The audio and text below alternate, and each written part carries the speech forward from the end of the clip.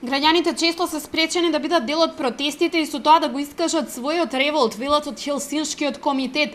Најмногу со притисоци се соочувале вработени во јавната администрација. Сепак, мал дел од вработените од јавниот сектор се охрабрувале да пријават дека имаат одредени проблеми кога се работи за учество во протести.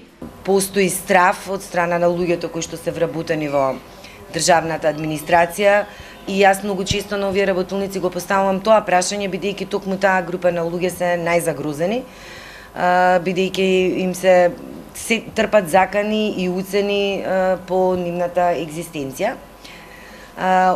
Она што го забележавме досега е дека граѓаните и покрај сето она што се случува и она што го гледате по медиумите, најчесто се случува во Скопје, дека главните актери на шарената револуција секојдневно се цел на притисоци, приведувања од страна на власта, дека не постои веќе страв по однос на тоа прашање, барем за оние кои што активно учествуваат. Со цел да се охрабрат граѓаните да ги пријавуваат притисоците, представници на НВО Инфоцентарот во партнерство со Центарот за развој на медиуми, а во соработка со Хелсиншкиот комитет за човекови права, реализира работилници низ градовите во земјава. На денешната агенда беше Велес, каде панелистите побара од присутните да ги споделат своите искуства.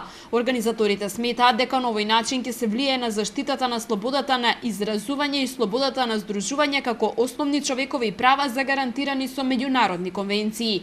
Целта на овие работилници е исто така да укажеме дека постои можност да се помогне, дека Хелсиншкиот комитет од самиот почеток на шарената револуција, па и лани, после протестите од 5 мај, дава бесплатна правна помош за сите оние кои што трпат последици по нивниот активизам и учество во протестите. Работилниците низ земјава се реализираат во рамки на проектот Застапување за слобода на изразување. Истиот е поддржан од проектот на УСАИД за граѓанско општество, а го спроведува фондацијата Отворено општество Македонија.